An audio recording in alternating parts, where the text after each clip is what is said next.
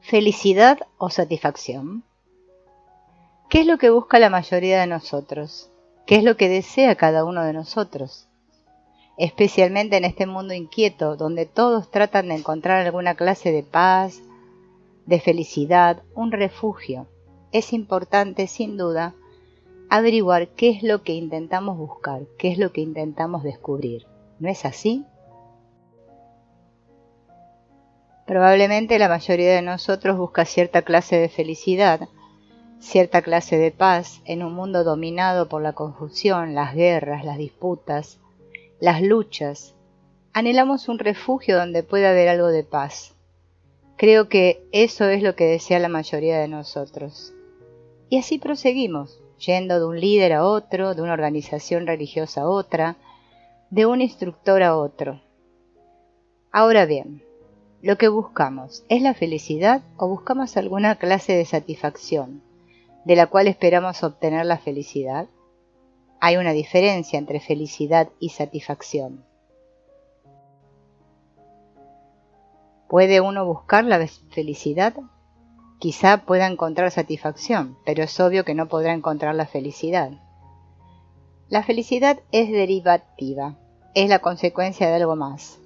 Por lo tanto, antes de entregar nuestras mentes y nuestros corazones a algo que exige una gran dosis de seriedad, atención, reflexión, cuidado, debemos descubrir, ¿no es así?, qué es lo que buscamos, si es felicidad o satisfacción.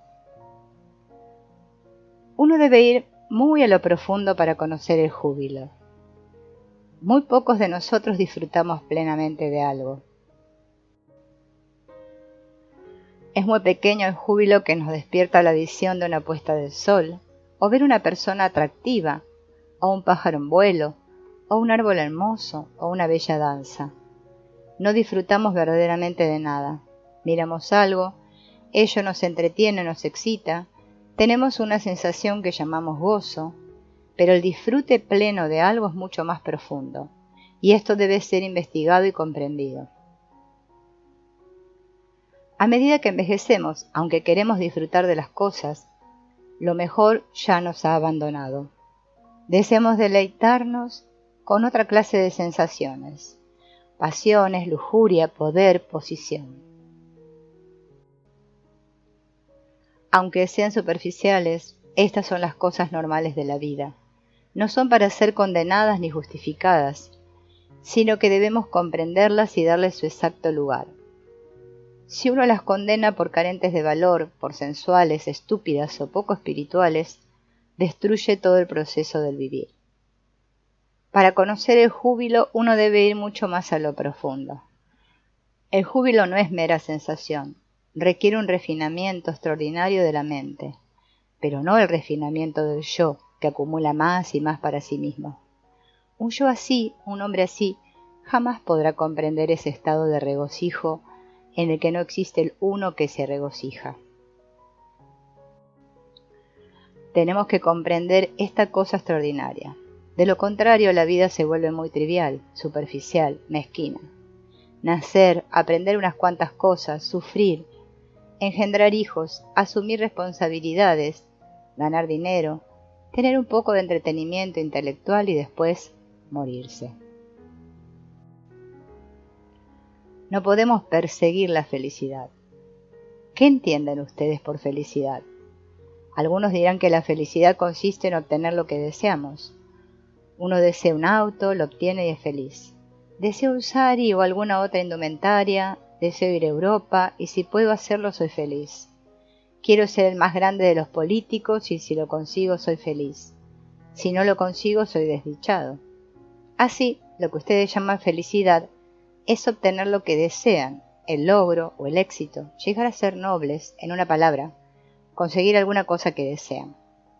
En tanto deseen algo y puedan obtenerlo, son perfectamente felices. No se sienten frustrados, pero si no pueden conseguir lo que desean, comienza la infelicidad. Esto es lo que nos interesa a todos, no solo al rico y al pobre. Tanto el rico como el pobre desean obtener algo para sí mismos, para su familia, para la sociedad, y si algo les impide hacerlo, si algo les detiene, se sentirán desdichados. No estamos discutiendo esto, no decimos que los pobres no deberían tener lo que desean. Ese no es el problema. Estamos intentando descubrir qué es la felicidad y si la felicidad es algo de lo cual estamos conscientes. En el instante en que estamos conscientes de que somos felices, ¿es felicidad eso? Tan pronto tenemos conciencia de que somos felices, eso ya no es felicidad. En el momento en que tenemos conciencia de que somos humildes, no somos humildes. Así pues, la felicidad no es cosa que podamos perseguir, llega, pero si la buscamos, nos evadirá. La felicidad no es sensación. La mente jamás puede encontrar la felicidad. La felicidad no es como lo es la sensación, una cosa que pueda perseguirse y encontrarse. La sensación podemos encontrarla una y otra vez, porque siempre la perdemos. Pero la felicidad no puede ser encontrada. La felicidad que recordamos es tan solo una sensación, una reacción a favor o en contra del presente. Lo que se ha terminado no es la felicidad. La experiencia de felicidad que se ha acabado es sensación, porque el recuerdo es el pasado y el pasado es sensación. La felicidad no es sensación. Lo que conocemos es el pasado, no el presente. Y el pasado es sensación, reacción, memoria. Recordamos que fuimos felices.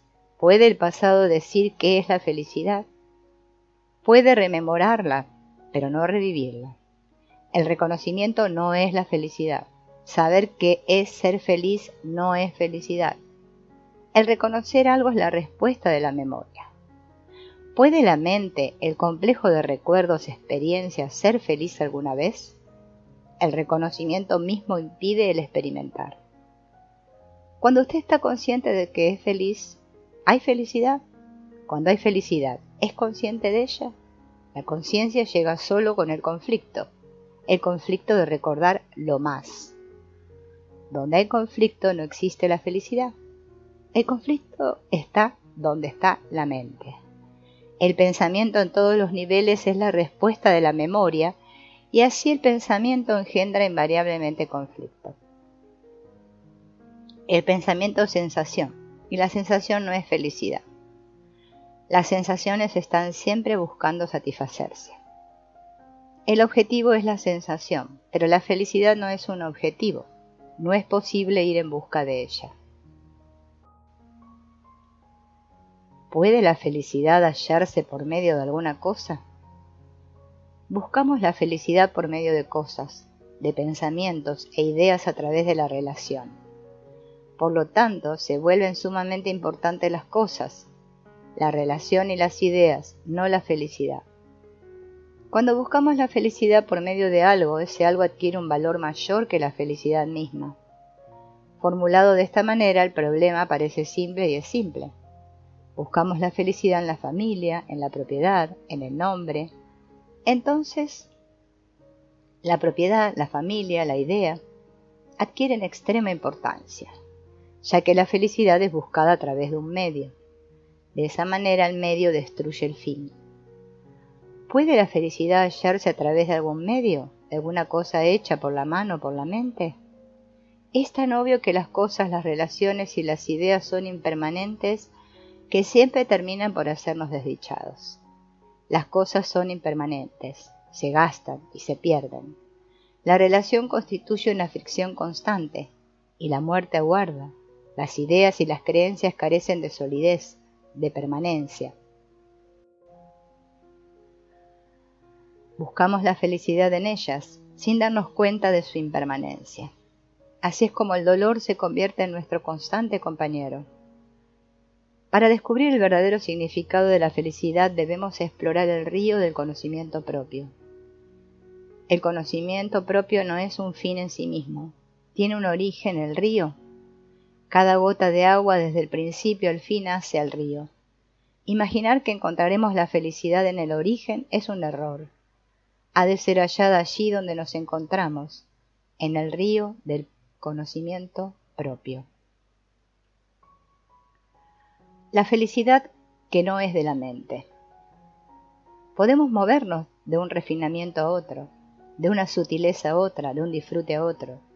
pero en el centro de ello está el yo que disfruta, que desea más felicidad, el yo que escudriña, que busca, que anhela la felicidad, el yo que lucha, el yo que se torna más y más refinado, pero el que jamás le agrada llegar a su fin.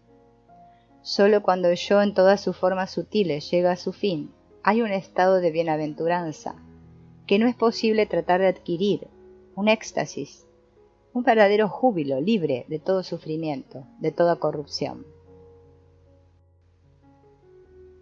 Si podemos comprender el proceso de la vida, comprenderlo sin condenar, sin decir que es bueno o malo, entonces surge una felicidad creadora que no es suya ni mía. Esa felicidad creadora es como la luz del sol. Si uno desea conservar la luz del sol para sí mismo, ese ya no es más el claro, cálido sol dador de vida. De igual manera, si desea la felicidad porque está sufriendo o porque ha perdido a alguien o porque no ha tenido éxito, entonces eso tan solo es una reacción. Pero cuando la mente puede ir más allá, hay una felicidad que no pertenece a la mente. Comprender el sufrimiento. ¿Por qué nos preguntamos qué es la felicidad? ¿Es ese el enfoque correcto? ¿Es esa la correcta manera de investigar? No somos felices. Si fuéramos felices, nuestro mundo sería por completo diferente. Nuestra civilización, nuestra cultura, serían total y radicalmente distintas. Somos seres humanos infelices, triviales, carentes de valor, peleadores, vanos. Nos rodeamos de cosas inútiles, nos satisfacemos con ambiciones mezquinas, con el dinero y la posición social. Somos seres desdichados. Aunque podamos poseer conocimientos, dinero, casas, muchos hijos, automóviles, experiencia. Somos seres humanos tristes, sufrientes, y debido a que sufrimos, deseamos la felicidad. Y así nos dejamos arrastrar por aquellos que nos prometen esta felicidad, social, económica o espiritual. ¿De qué sirve cuando estoy sufriendo preguntar si existe la felicidad? ¿Puedo comprender el sufrimiento? Ese es mi problema, no cómo ser feliz. Soy feliz cuando no estoy sufriendo, pero tan pronto tengo conciencia de que soy feliz, eso ya no es felicidad. Debo pues comprender qué es el sufrimiento. ¿Puedo comprender qué es el sufrimiento cuando una parte de mi mente está escapando en la búsqueda de la felicidad, de una salida para esta desdicha? Por lo tanto, si he de comprender el sufrimiento, no debo estar por completo unido a él sin rechazarlo, ni justificarlo, ni condenarlo, ni compararlo, sino permanecer completamente con él y comprenderlo. La verdad acerca de lo que la felicidad es llegará si sé cómo escuchar. Debo saber cómo escuchar el sufrimiento. Si puedo escuchar el sufrimiento, puedo escuchar a la felicidad, porque soy eso. El sufrimiento es sufrimiento, no es suyo ni mío. Su sufrimiento como individuo es diferente de mi sufrimiento o del sufrimiento de un hombre en Asia, en América o en Rusia. Las circunstancias, los incidentes pueden variar, pero en esencia el sufrimiento de otro ser humano es igual al suyo y al mío, ¿verdad? El sufrimiento es sufrimiento, ciertamente, no es suyo ni mío. El placer no es su placer ni mi placer, es placer. Cuando usted tiene hambre, no es su hambre solamente, es también el hambre de toda Asia. Cuando usted le impulsa la ambición, cuando usted es cruel, esa es la misma crueldad que impulsa al político, al que ejerce el poder, ya sea en Asia, América o Rusia. Pero ya ve, eso es lo que objetamos. No vemos que todos somos una sola humanidad atrapada en esferas diferentes de la vida, en áreas diferentes. Cuando usted ama a alguien, eso no es su amor. Si lo es, se vuelve tiránico, posesivo, celoso, ansioso, brutal. De la misma manera, el sufrimiento es sufrimiento. No es suyo ni mío. No estoy convirtiendo el sufrimiento en algo impersonal, en algo abstracto. Cuando uno sufre, sufre. Cuando un hombre carece de alimento, de ropa, de vivienda, sufre, ya sea que viva en Asia o en Occidente. las personas que hoy están siendo muertas o heridas, los vietnamitas y los estadounidenses están sufriendo. Comprender este sufrimiento, que no es suyo ni mío, que no es impersonal ni abstracto, sino algo real que todos experimentamos, requiere una dosis muy grande de penetración, de discernimiento directo, y la terminación de este sufrimiento traerá naturalmente la paz, paz no solo interna, sino también externa. Sensibilidad al sufrimiento. ¿Por qué yo o usted somos insensibles al sufrimiento del hombre?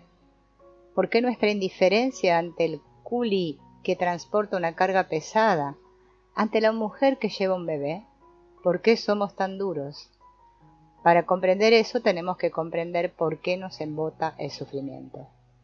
No hay duda, es el sufrimiento el que nos torna insensibles. Debido a que río, comprendemos el sufrimiento. Nos tornamos indiferentes a él. Si comprendo el sufrimiento, entonces me vuelvo sensible al sufrimiento. Estoy despierto a todas las cosas, no solo a mí mismo, sino a la gente que me rodea, a mi esposa, a mis hijos, a un animal, a un mendigo. Pero nosotros no queremos comprender el sufrimiento, y al escapar del sufrimiento nos embotamos. Por consiguiente nos volvemos insensibles. Señor, el problema es que el sufrimiento, cuando no es comprendido, entorpece la mente y el corazón. Y nosotros no comprendemos el sufrimiento porque deseamos escapar de él, por medio del gurú, de un salvador, de mantras, de la encarnación, de las ideas, de la bebida y de toda clase de aficiones, cualquier cosa para escapar de lo que es. Ahora bien, la comprensión del sufrimiento no radica en descubrir su causa. Cualquier persona puede conocer la causa de su sufrimiento, su propia irreflexión, su estupidez, su estrechez mental, su brutalidad y demás. Pero si presto atención al sufrimiento mismo sin desear una respuesta, ¿qué ocurre? Entonces, como no estoy escapando, comienzo a comprender el sufrimiento. Mi mente, vigilante, alerta, intensa, se ha vuelto sensible y siendo sensible me doy cuenta del sufrimiento de otras personas. Adquirir creencias para evitar el dolor. El dolor físico es una respuesta nerviosa, pero el dolor psicológico surge cuando me aferro a cosas que me dan satisfacción, porque entonces tengo miedo de que alguien o algo pueda quitármelas.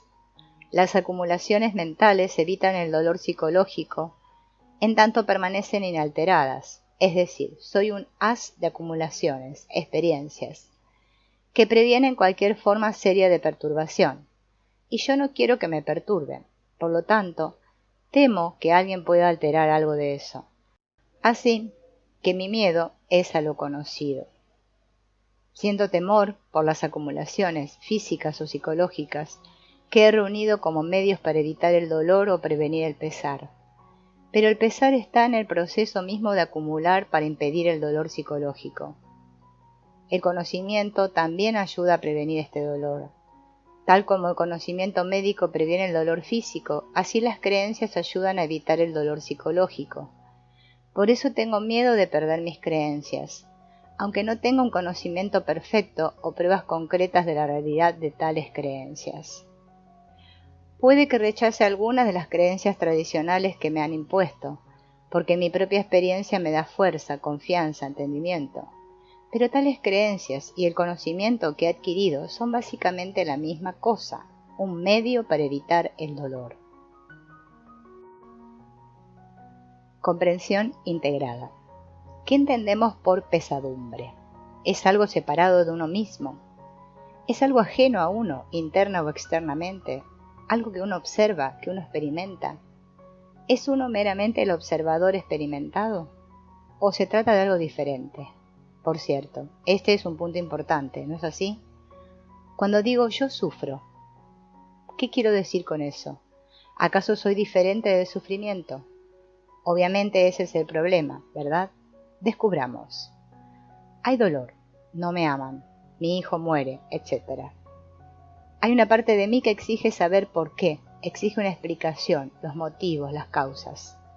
Otra parte de mí padece angustias por distintas razones. Y también hay otra parte de mí que quiere librarse del dolor, que quiere trascenderlo. Nosotros somos todas estas cosas, ¿no es así? Entonces, si una parte de mí rechaza el dolor, le ofrece resistencia, otra parte busca una explicación, está presa en teorías y otra parte escapa del hecho, ¿cómo puedo comprender totalmente el dolor? Solo cuando soy capaz de una comprensión integrada, tengo posibilidad de liberarme del dolor. Pero si soy desgarrado en diferentes direcciones, el dolor no me revela su verdad. Ahora bien, escuche atentamente. Verá que cuando hay un hecho, una verdad, hay comprensión de ésta solo si puedo experimentar toda la cosa sin división alguna, y no cuando existe la separación del yo observando el sufrimiento. Esa es la verdad. Usted es el sufrimiento. Cuando no hay un observador que esté sufriendo, ¿es el sufrimiento diferente de uno mismo? Uno es el sufrimiento, ¿no es así? Usted no está separado del dolor, usted es el dolor. ¿Qué ocurre? Al no rotular eso, al no nombrarlo, al no ignorarlo, usted es tan solo ese dolor, ese sentimiento, esa sensación de angustia. Cuando no lo nombra, cuando no hay miedo con respecto a eso, ¿está el centro relacionado con ello? Si lo está, entonces tiene miedo de ello. Entonces tiene que actuar, hacer algo al respecto. Pero si el centro es eso, entonces, ¿qué hace usted? No hay nada que hacer, ¿verdad? Si usted es eso y no está rotulándolo, aceptándolo o desechándolo, si usted es esa cosa, ¿qué ocurre? ¿Dice que sufre entonces? Por cierto, ha tenido lugar una transformación fundamental.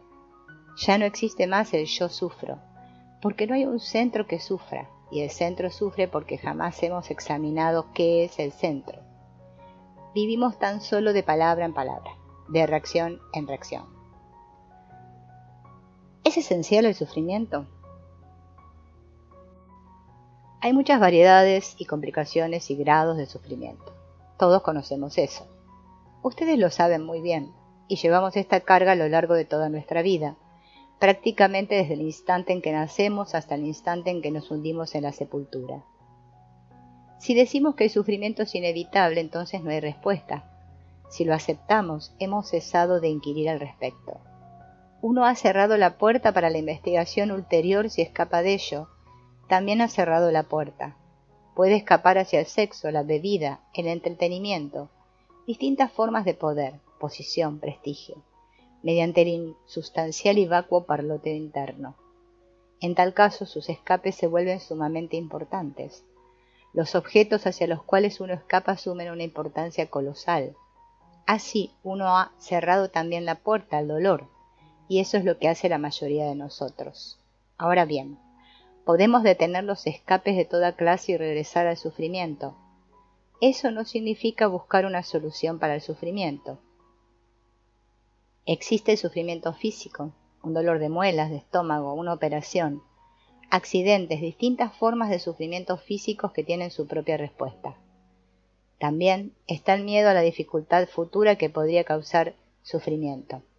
El sufrimiento está estrechamente relacionado con el miedo, y sin comprender estos dos factores fundamentales en la vida, jamás comprenderemos qué es ser compasivo, amar. Así pues, una mente interesada en comprender qué es la compasión, el amor y todo eso, debe indudablemente comprender qué es el miedo y qué es el dolor. Dolor consciente y dolor inconsciente. El dolor es pesar, incertidumbre, sentimiento de completa soledad. Está el dolor ante la muerte, el dolor de no ser capaces de realizarnos en lo personal, el dolor de no ser reconocidos, el dolor de amar y no ser amados a cambio. Hay innumerables formas de dolor, y me parece que sin comprender el dolor no hay fin posible para el conflicto, la desdicha, el tormento cotidiano de corrupción y deterioro. Existe el dolor consciente y también existe el dolor inconsciente. Dolor que parece no tener base ni causa inmediata. Casi todos conocemos el dolor consciente y también conocemos el modo de abordarlo. O bien lo evadimos mediante la creencia religiosa, o lo racionalizamos, o tomamos alguna clase de droga intelectual o física, o nos absorbemos en palabras, en las divisiones, en el entretenimiento intelectual, superficial. Hacemos todo eso y sin embargo no podemos desprendernos del dolor consciente.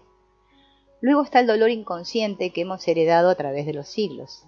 El hombre siempre ha procurado vencer esta cosa extraordinaria llamada dolor, pesadumbre, desdicha. Pero aun cuando seamos superficialmente felices y tengamos todo cuanto queremos, muy en el fondo del inconsciente siguen estando las raíces del dolor. Por lo tanto, cuando nos referimos a la terminación del dolor, queremos decir la terminación de todo el dolor, tanto el consciente como el inconsciente. Para terminar con el dolor, uno debe tener una mente muy clara, muy sencilla. La sencillez no es una mera idea. Ser sencillo, simple, exige muchísima inteligencia y sensibilidad. Lastimar sentimientos. ¿Cómo deberíamos actuar a fin de no perturbar a otros? Me temo que entonces no actuaríamos en absoluto. Si usted vive de manera completa, sus acciones pueden causar perturbación, pero ¿qué es más importante, descubrir lo verdadero o no perturbar a otros? Esto parece tan simple que apenas sí necesita ser contestado.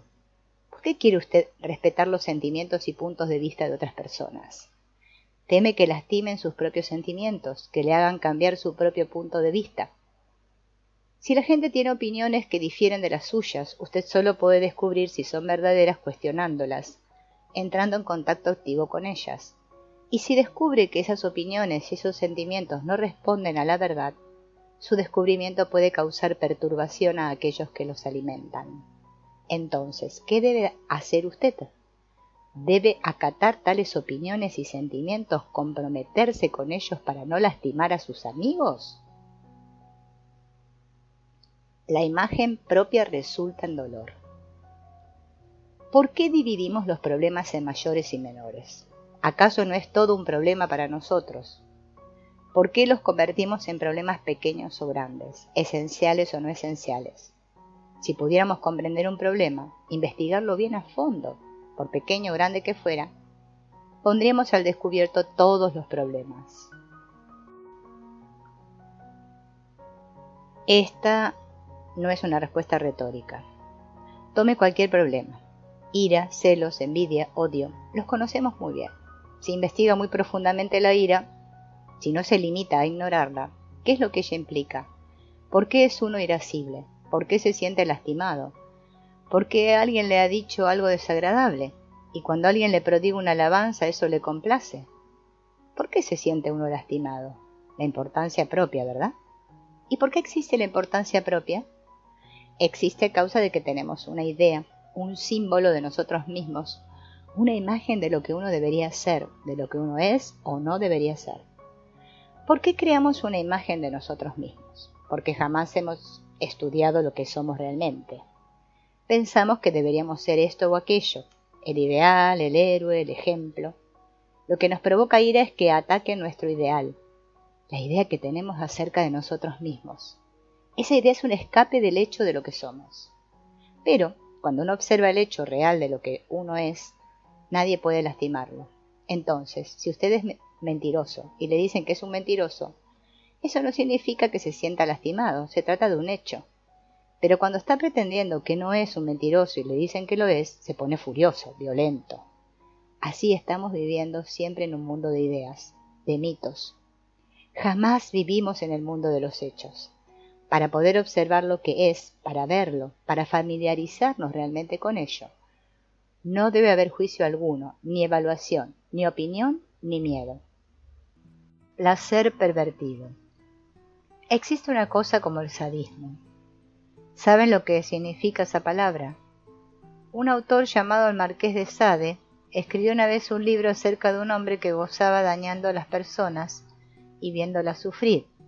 De allí se deriva la palabra sadismo, que significa obtener placer del sufrimiento de otros. Ciertas personas experimentan una satisfacción peculiar viendo sufrir a los demás. Obsérvense a sí mismos y vean si tienen ese sentimiento. Puede no ser tan obvio, pero si está ahí, hallarán que se expresa en el impulso de reír cuando alguien se cae. Ustedes quieren derribar a los que están arriba, critican, murmuran irreflexivamente acerca de otros. todo lo cual es una expresión de insensibilidad, una manera de querer lastimar a la gente. Uno puede ofender a otro deliberadamente por venganza o puede hacerlo inconscientemente con una palabra, un gesto, una mirada, pero en uno u otro caso, el impulso es dañar a alguien y son muy pocos los que desechan radicalmente esta forma pervertida de placer. La verdadera educación. La mente crea mediante la experiencia, la tradición, la memoria.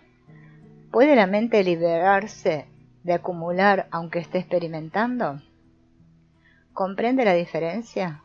Lo que se requiere no es el cultivo de la memoria, sino libertad con respecto al proceso acumulativo de la mente. Digamos que usted me ofende, lo cual es una experiencia, y yo guardo su ofensa. Eso se convierte en mi tradición, y desde esa tradición lo miro, reacciono desde esa tradición. Ese es el proceso cotidiano de mi mente y de su mente. Ahora bien, es posible que aunque usted me ofenda, no se genere el proceso acumulativo. Ambos procesos son por completo diferentes. Si usted me dice algo duro, sus palabras me ofenden.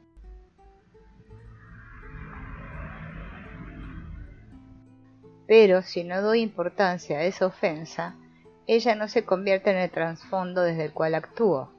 Por lo tanto, cuando me encuentro con usted, puedo hacerlo de un modo nuevo. Esa es la verdadera educación, en el sentido profundo de la palabra. Porque entonces, si bien veo los efectos condicionadores de la experiencia, la mente no se condiciona. La terminación de la ira. Estoy seguro de que todos hemos tratado de dominar la ira, pero por alguna razón esta no parece disolverse. ¿Existe una manera diferente de abordar la disipación de la ira? La ira puede brotar por causas físicas o psicológicas. Uno está enfurecido quizá porque se siente contrariado, se han derrumbado sus reacciones defensivas, o la seguridad que uno ha elaborado cuidadosamente se ve amenazada, etc. Todos estamos familiarizados con la ira. ¿Cómo puede uno comprenderla y disolverla? Si usted considera que sus creencias, sus ideas y opiniones son de la mayor importancia, entonces está forzado a reaccionar violentamente cuando se las cuestiona. Si en vez de aferrarse a las creencias y opiniones empieza a cuestionarlas y se pregunta si son esenciales para su comprensión de la vida, entonces, gracias a la comprensión de las causas de la ira, ésta llega a su fin. De este modo, uno comienza a disolver sus propias resistencias, que originan conflicto y dolor. Esto requiere a su vez gran seriedad. Estamos acostumbrados a controlarnos por razones sociológicas o religiosas, o por conveniencia, pero para erradicar la ira se necesita una profunda percepción alerta. Usted dice que siente ira cuando oye acerca de las injusticias. ¿Es porque ama a la humanidad? ¿Porque es compasivo? ¿Residen juntas la compasión y la ira? ¿Puede haber justicia cuando hay ira, odio? Usted quizás siente ira al pensar en la injusticia y crueldad general. Pero su ira no altera la injusticia ni la crueldad, solo puede causar daño. Para generar orden, usted mismo debe ser serio, compasivo. La acción nacida del odio solo puede crear más odio. No puede haber justicia donde hay ira. La justicia y la ira no pueden vivir juntas. El perdonar no es verdadera compasión. ¿Qué es ser compasivo? Por favor, descubra por sí mismo, sondéelo, vea si una mente lastimada y que puede lastimar es capaz de perdonar alguna vez. ¿Puede hacerlo? Y una mente así, susceptible de ser lastimada, que está cultivando la virtud, que es consciente de ser generosa, ¿puede ser compasiva? La compasión, como el amor, es algo que no pertenece a la mente. La mente no tiene conciencia de que es compasiva, de que ama. Pero en el momento en que usted perdona conscientemente, la mente está haciendo lo que su propio centro se fortalezca en su herida psicológica. Por lo tanto, la mente que tiene conciencia de que perdona, jamás puede perdonar. No conoce el perdón, perdona con el fin de que no la lastimen más. Es pues muy importante descubrir por qué la mente recuerda, por qué acumula. Lo hace porque está todo el tiempo buscando engrandecerse, crecer en importancia, ser alguna cosa. Cuando la mente está dispuesta a no ser cosa alguna, a hacer nada, completamente nada, entonces en ese estado de compasión, en él no existe el perdonar ni puede uno lastimar o ser lastimado. Pero para comprender eso, uno tiene que comprender el desarrollo consciente del yo. De modo que en tanto exista el consciente cultivo de cualquier influencia particular, de cualquier virtud especial, no puede haber amor ni compasión, porque el amor y la compasión no son el resultado del esfuerzo consciente. Donde hay posibilidad de sufrimiento, no hay amor. El interlocutor desea saber cómo puede actuar libremente y sin reprimirse, sabiendo que su acción puede lastimar a aquellos que ama. Vea, amar es ser libre. Ambas partes que aman son libres. Donde hay posibilidad de dolor, donde es posible sufrir en el amor, eso no es amor. Es tan solo una sutil forma de posesión, de afán adquisitivo. Si usted ama, si realmente ama a alguien, no hay posibilidad de causarle dolor cuando usted hace algo que considera correcto. Pero cuando quiere que esa persona haga lo que usted desea o esa persona quiere que usted haga lo que ella desea, solo entonces hay dolor. O sea, a usted le agrada ser poseído, se siente a salvo, seguro, cómodo, aunque sabe que la comodidad no es sino transitoria, encuentra refugio en ella, en esa transitoriedad. Así, cada lucha por la comodidad, por el estímulo, no hace sino delatar realmente la falta de riqueza interior. En consecuencia, una acción aparte, separada de la otra individualidad, es natural que genere perturbación, pesar y sufrimiento. Y un ser humano tiene que reprimir lo que siente de verdad para poder así ajustarse al otro. En otras palabras, esta constante represión, originada en el así llamado amor, destruye a ambos individuos. En ese amor no hay libertad, eso es tan solo una sutil esclavitud. La naturaleza de la trampa. El dolor es resultado de una conmoción. Es la momentánea sacudida de una mente que ha aceptado la rutina y se ha acostumbrado a ella. Algo sucede, una muerte, la pérdida de un empleo, el cuestionamiento de una creencia muy apreciada, y la mente se altera. Pero, ¿qué hace una mente alterada? Encuentra la manera de volver a su condición inalterada. Busca refugio en otras creencias, en un empleo más seguro, en una nueva relación. Otra vez llega la ola de la vida y hace añicos sus dispositivos de seguridad. Pero la mente pronto encuentra, no obstante, nuevas defensas, y así prosigue. Este no es el camino de la inteligencia, ¿verdad? Ninguna forma de compulsión externa o interna podrá ayudar. Toda compulsión, por sutil que sea, es el resultado de la ignorancia, nace del deseo de recompensa o del miedo al castigo. Comprender toda la naturaleza de la trampa es estar libre de ella. Ninguna persona, ningún sistema, ninguna creencia puede liberarnos. La verdad de esto es el único factor que libera, pero uno tiene que verla por sí mismo y no ser meramente persuadido. Tiene que emprender el viaje en un mar inexplorado. La terminación del dolor. Si usted desciende por el camino, verá el esplendor de la naturaleza, la belleza extraordinaria de los campos verdes y los cielos abiertos, y escuchará las risas de los niños. Pero a pesar de todo eso hay una sensación de dolor. Está la angustia de una mujer que lleva a su criatura, está el dolor de la muerte, está el dolor cuando uno espera con ansia algo y ello no ocurre. Hay dolor cuando una nación se debilita, se deteriora, y está el dolor de la corrupción, no solo en lo colectivo, sino también en lo individual. Hay dolor en su propia casa. Si usted mira profundamente, el dolor de no poder realizarse, el dolor de su propia pequeñez e incapacidad, y diversos dolores inconscientes. Hay también risas en la vida. La risa es algo hermoso. Reír sin un motivo, tener en el corazón una alegría sin causa, amar sin buscar nada a cambio. Pero es muy raro que en nosotros tenga lugar una risa semejante. Estamos agobiados de dolor. Nuestra vida es un proceso de desdicha y lucha, una continua desintegración, y casi nunca sabemos qué es amar con la totalidad de nuestro ser. Queremos encontrar una solución, un medio, un método por el cual resolver esta carga de la vida, y así jamás miramos realmente el dolor. Tratamos de escapar mediante mitos, imágenes, especulaciones, esperamos encontrar alguna manera de evitar este peso, de anticiparnos a la ola del dolor. El dolor tiene una terminación, pero ésta no acaece por medio de método o sistema alguno. No hay dolor cuando hay percepción de lo que es. Enfrentarse al dolor. ¿Cómo se enfrenta usted al dolor? Me temo que la mayoría de ustedes lo hace de una manera muy superficial. Nuestra educación, nuestra enseñanza, nuestro conocimiento, las influencias sociológicas a las que estamos expuestos, todo nos torna superficiales. Una mente superficial es la que escapa acudiendo a la iglesia, a alguna conclusión, a algún concepto, a alguna creencia o idea. Todos esos son refugios para la mente superficial que sufre. Y si no podemos encontrar un refugio, construimos un muro alrededor de nosotros y nos volvemos cínicos, duros, indiferentes o escapamos hacia alguna fácil reacción neurótica.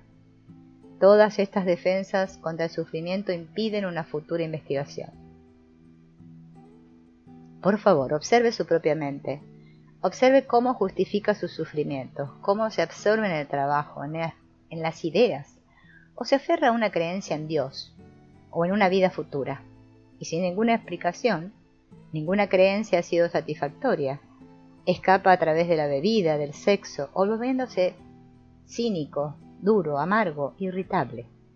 Generación tras generación, ello ha sido transmitido por los padres a sus hijos y la mente superficial jamás quita el vendaje de esa herida. De hecho, no conoce el dolor, no está realmente familiarizada con él.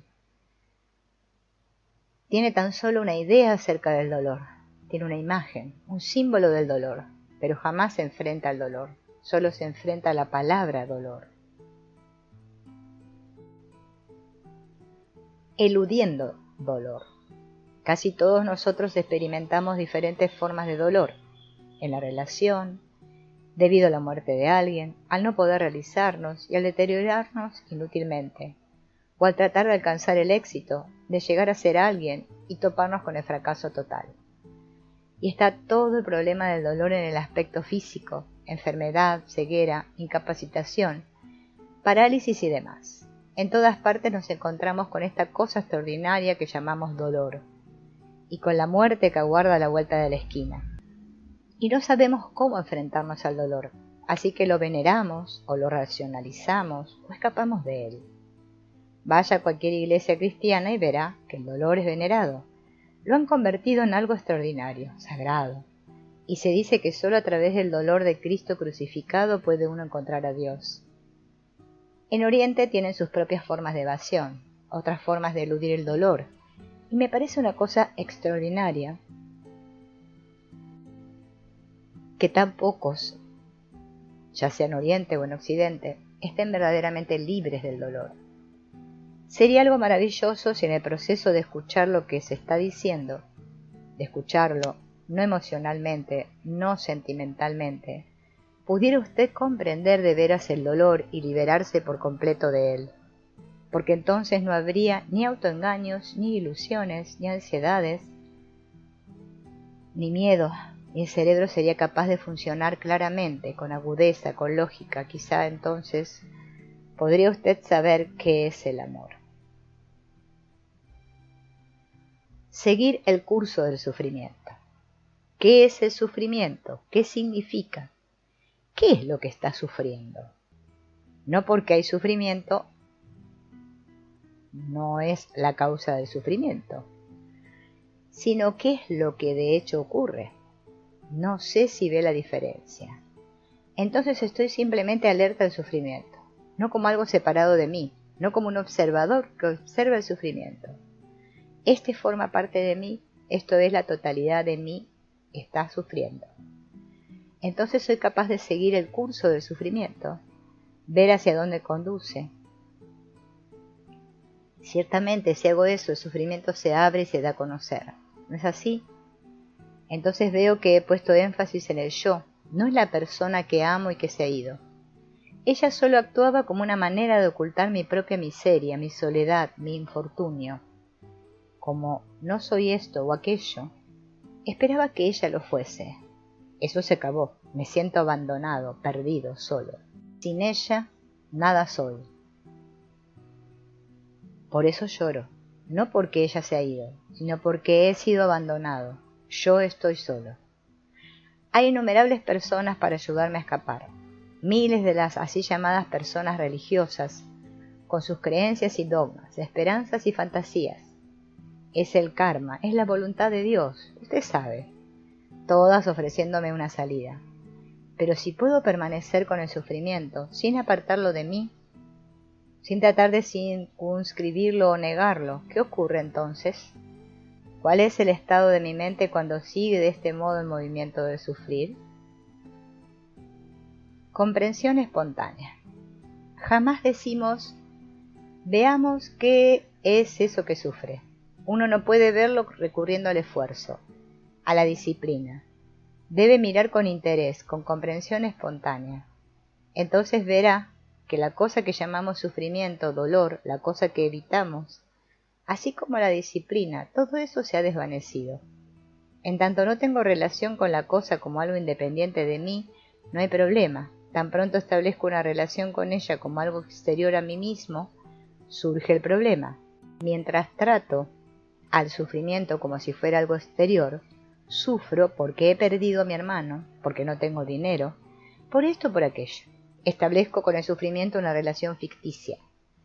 Pero si soy esa cosa, si veo el hecho, entonces toda la cosa se transforma.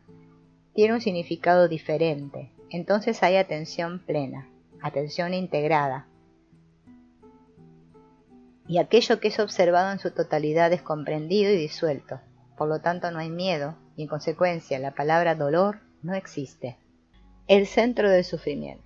Cuando usted ve algo muy hermoso, una bella montaña, una bella puesta del sol, una sonrisa cautivadora, un rostro encantador, ese hecho le causa un impacto y usted se queda aturdido, silencioso. ¿Jamás le ha ocurrido? Cuando eso sucede, uno estrecha al mundo entre sus brazos. Pero eso es algo que llega a su mente desde fuera, y yo hablo de la mente que no está aturdida por un impacto, sino que desea mirar, observar. Ahora bien, ¿puede usted observar sin toda esta erupción súbita del condicionamiento? A una persona que sufre le explico en palabras que el dolor es inevitable, que es el resultado de la realización personal, etc. Cuando se han terminado por completo todas las explicaciones, solo entonces usted puede mirar, y eso implica que no está mirando desde un centro. Cuando mira desde un centro, sus facultades de observación son limitadas. Si me agarro a un poste y no me quiero mover de allí, hay una tensión, hay dolor. Cuando desde el centro miro desde el sufrimiento, lo que hay es sufrimiento. Mi incapacidad de observar es la que da origen al dolor. No puedo observar si pienso, funciono y miro desde un centro como cuando digo, no debo sentir dolor, debo descubrir por qué sufro, debo escapar. Cuando observo desde un centro, ya sea ese centro una conclusión, una idea, una esperanza, la desesperación o alguna otra cosa, esa observación es muy restringida, muy estrecha, muy trivial y eso engendra dolor. Una inmensidad más allá de toda medida. ¿Qué ocurre cuando uno pierde a alguien a causa de la muerte? La reacción inmediata es una sensación de parálisis. Y cuando uno sale de ese estado de conmoción existe lo que llamamos dolor. Ahora bien, ¿qué significa esa palabra dolor? El compañerismo, las palabras de dicha, los paseos, las muchas cosas gratas que uno hizo y esperaba hacer junto a esa persona, todo esto le es arrebatado en un segundo y uno se queda vacío, desnudo, solo. Eso es lo que uno objeta, contra eso se revela la mente. Quedarse súbitamente consigo misma, totalmente sola, vacía, sin apoyo alguno. Ahora bien, lo que importa es vivir con ese vacío, simplemente vivir con él, sin ninguna reacción, sin racionalizarlo, sin escapar de él acudiendo a mediums, a la teoría de la reencarnación y a todo ese tonto desatino. Vivir con ese vacío y hacerlo con la totalidad del ser. Y si usted penetra en ello paso a paso, encontrará que hay una terminación del dolor, una terminación real, no verbal. no la terminación superficial que llega a través del escape, de la identificación con un concepto, del compromiso con una idea. Entonces encontrará que no hay nada que proteger, porque la mente está por completo vacía y ya no reacciona en el sentido de intentar llenar ese vacío. Y cuando todo el dolor ha llegado de este modo a su fin, habrá usted emprendido otro viaje. Un viaje sin comienzo ni final. Hay una inmensidad que está más allá de toda medida, pero uno no puede penetrar en ese mundo si no hay una terminación total del dolor. Vivir con el dolor. Todos experimentamos dolor. ¿No experimenta usted dolor en una u otra forma? ¿Y desea saber acerca de él? Si lo desea, puede analizarlo y explicar por qué sufre. Puede leer libros sobre el tema o ir a la iglesia y pronto sabrá algo acerca del dolor. Pero no estoy hablando de eso, hablo de la terminación del dolor. El conocimiento no pone fin al dolor. La terminación del dolor empieza cuando nos adentramos a los hechos psicológicos que tienen lugar dentro de nosotros y estamos alerta por completo, de instante en instante, a todas las implicaciones de esos hechos. Esto significa no escapar jamás del hecho de que uno sude, no racionalizarlo nunca ni ofrecer opinión alguna al respecto, sino vivir completamente con ese hecho. Vea, vivir con la belleza de aquellas montañas y no acostumbrarse a ellas es muy difícil. Uno ha contemplado esas montañas, ha oído el torrente, ha visto las sombras avanzando lentamente a través del valle, día tras día. ¿No ha notado usted con cuánta facilidad se acostumbra uno a todo ello? Uno dice, sí, es bellísimo, y sigue de largo. Vivir con la belleza o vivir con algo desagradable y no habituarse a ello requiere una energía enorme, una percepción alerta que impida a su mente embotarse. De igual manera, el subimiento embota la mente si usted tan solo se acostumbra a él. Y casi todos nos acostumbramos a él. Pero usted no necesita acostumbrarse al dolor. Puede vivir con el dolor, investigarlo, comprenderlo, pero no con el fin de conocer acerca de él. Usted sabe que el dolor está ahí, es un hecho, y no hay nada más que conocer. Usted tiene que vivir con el dolor. Estar en comunión con el dolor. La mayoría de nosotros no está en comunión con nada. No estamos en comunión directa con nuestros amigos, ni esposa, ni hijos. Para comprender pues el dolor uno debe amarlo, ¿no es así? Es decir, debe estar en comunión directa con él. Si usted quiere comprender algo, si quiere comprender algo completamente, debe estar cerca de ello.